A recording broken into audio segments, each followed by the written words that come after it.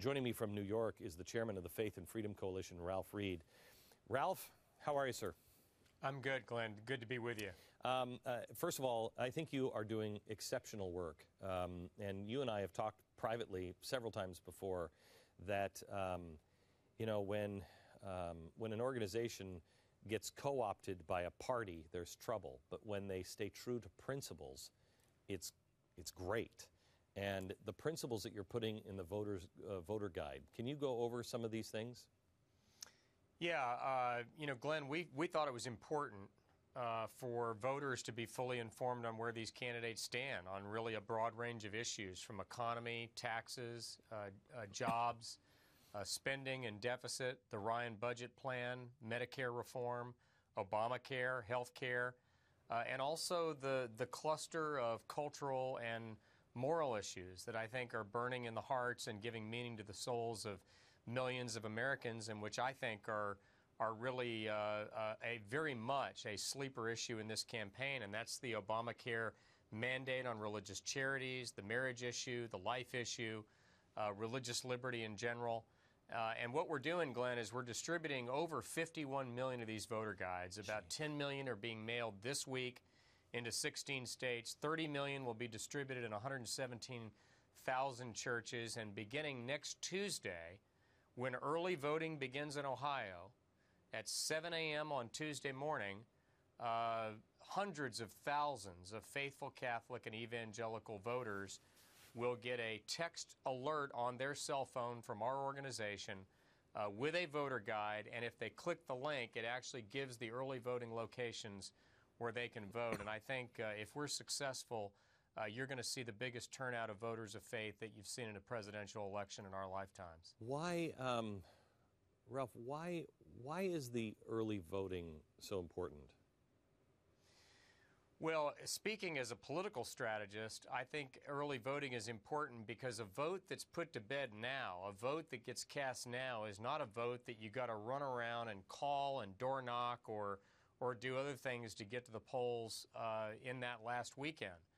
When our organization, Glenn, gets down to that last weekend, and we're focused primarily, though not exclusively, on faithful Catholic and evangelical voters, we want to know that if you've already voted, we don't need to call you, we don't need to knock on your door, and then we can redirect those resources to those who haven't voted yet. And this is an increasingly important part of the dynamic of the ground game as we head into the final 30 days, and I'll tell you why.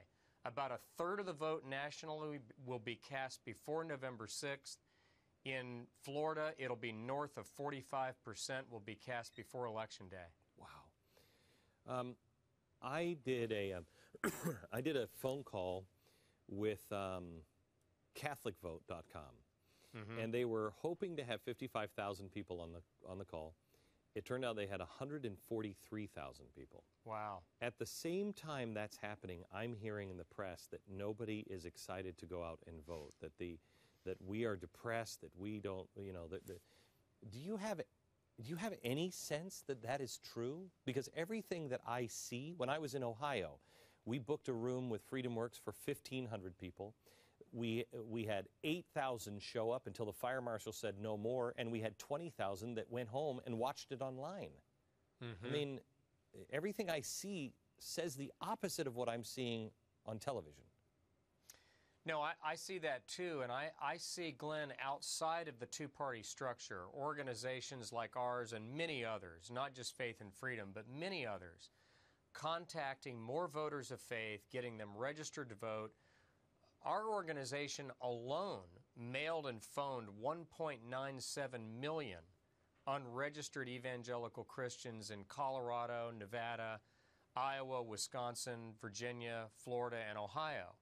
And we've backed those with phone calls. We've also got a tool called Voter Track, where you can go on our website, punch in your zip 4 or your address, and 25 to 50 voters who share your beliefs closest to you are pulled up on the website so that you can call them.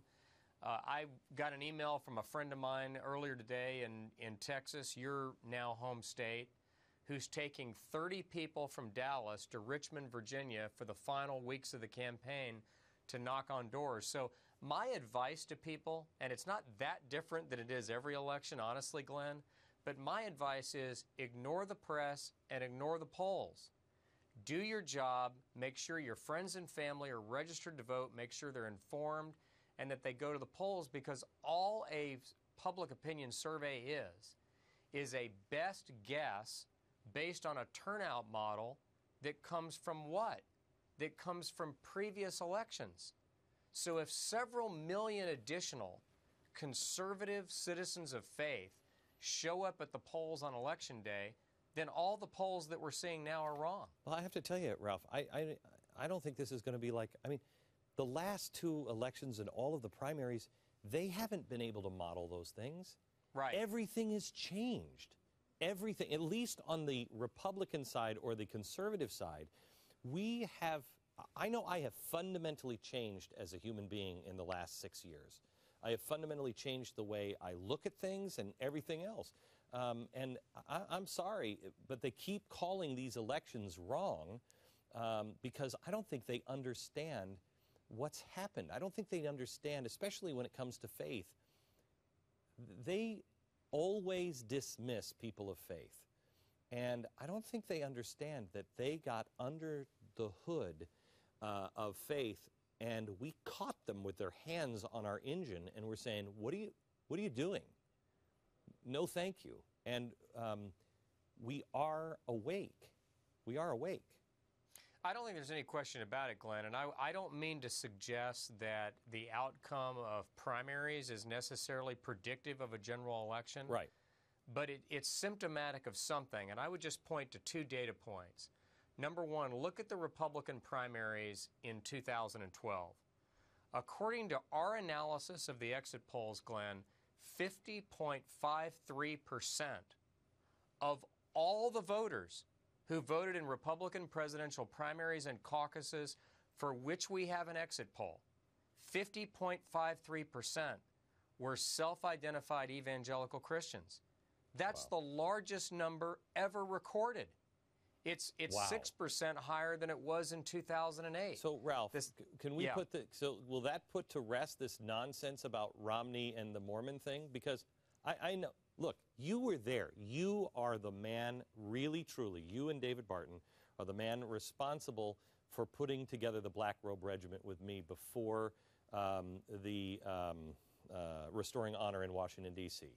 You're the man who pulled all those people into that room. And you said to me, Glenn, you're a Mormon. I don't know how long they'll stay. And I said, just let me, I just wanted this opportunity to talk. Things, and correct me if I'm wrong, Ralph, things have changed dramatically since we met that night. Well, I think they have because, hopefully the church has woken up and is ready to be the church again. By which I don't mean being a wholly owned subsidiary of either party. Right. But rather speaking truth to both. Yes. And when you have the federal government, Glenn, with the enforcement power of the Department of Health and Human Services, an executive order out of the White House, and the enforcement power of the Department of Justice, forcing evangelical colleges like Ohio Christian University, or Colorado Christian University, or Liberty University in Virginia, or Notre Dame, to cover healthcare services that violate their conscience and contradict their own religious teaching. Right. This has never happened before in American history. So my own view is that they're coming, and they're coming in record numbers. And the only job that I've got, and you in a different role, but the same basic job, is to make sure that people are educated and informed. Why? Because the Bible says, my people perish for lack of knowledge.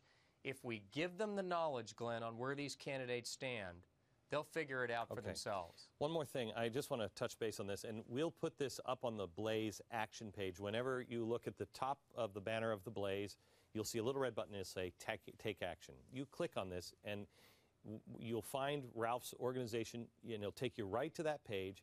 There is something there that you touched on a minute ago, and you said, you put in your address, and it will show like-minded people. Explain this quickly, because I think this is an extraordinary tool. Well, it's called Voter Track, And what VoterTrack does is it allows you to find like-minded friends and neighbors who share your basic outlook on the issues in your own neighborhood. This is not a GOP. This is not a GOP based thing. This is an algorithm that kind of like the algorithms that Google uses to be able to. Yeah, that's right.